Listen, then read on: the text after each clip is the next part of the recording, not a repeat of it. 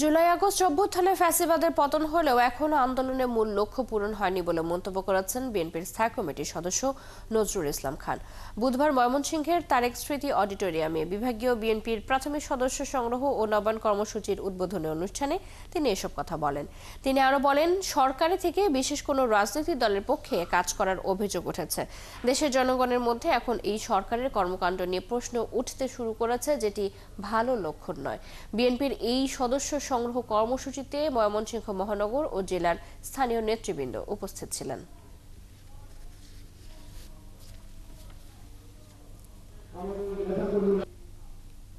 যে নির্বাচন কমিশনকে এই সরকার, এই অন্তর্বর্তীকালীন সরকার নিয়োগ দিয়েছেন, দেশের প্রচলিত আইন অনুযায়ী সেই নির্বাচন কমিশন তাদের স্বাধীনভাবে মতামত ব্যক্ত করলেও তাদেরকে হুমকি দেওয়ার জন্য ঘেরাও করার কর্মসূচি হচ্ছে। বিষয়গুলি ভালো দৃষ্টান্ত না।